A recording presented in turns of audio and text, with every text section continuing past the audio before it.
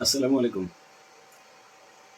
প্রিয় ভাই ও বন্ধুরা, যারা এই মুহূর্তে মালয়েশিয়াতে আছেন বা অথবা মালয়েশিয়াতে যাবেন, ভিসা কমপ্লিট আছে, টিকিট করবেন, মালয়েশিয়াতে যাবেন, এই ধরনের যারা আছে তাদের উদ্দেশ্যে আজকে একটা তথ্য এবং পরামর্শ দেই।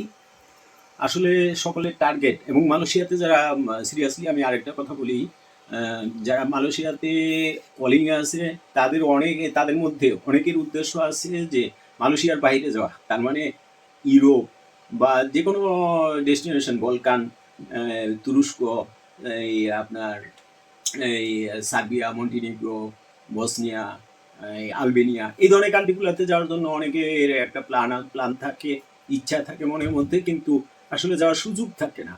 এই সুযোগটার জন্য আজকে আপনাদের পরামর্শ দেওয়ার জন্য আমি আসছি। আমি এই তথ্যগুলো আপনাদের শুধু এখানে ভিডিওর মাধ্যমে দিচ্ছি এমন না। আমাকে যে কোনো সময় যদি প্রয়োজন হয়, আমার হোয়াটসঅ্যাপ নাম্বার দেওয়া আছে, আমাকে নক দিবেন, আমি আপনাদের সহযোগিতা করব।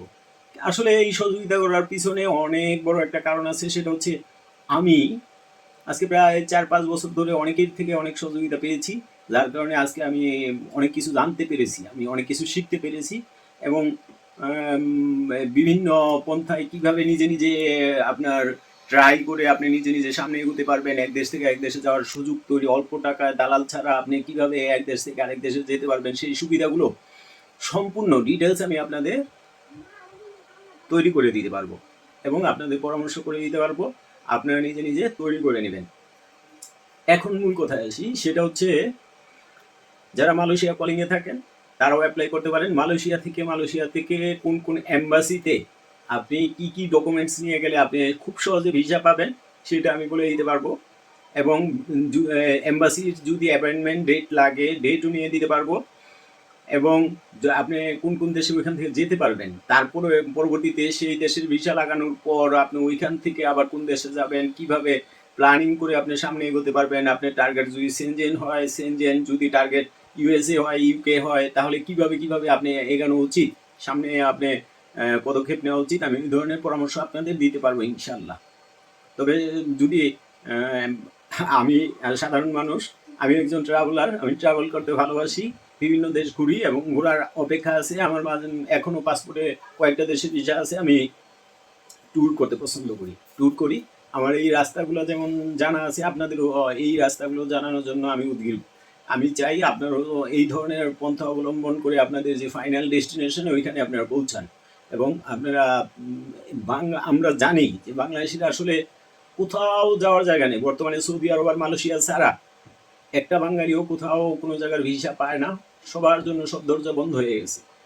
ঠিক আছে, যে যার জন্য আমি চাই আমাদের যে ভাইরা আছে এখানে, হাজার হাজার লক্ষ লক্ষ ভাইয়েরা আপনার Europe, America, New Zealand, Australia, Canada যাওয়ার জন্য উদ্গ্রীব হয়ে আছে।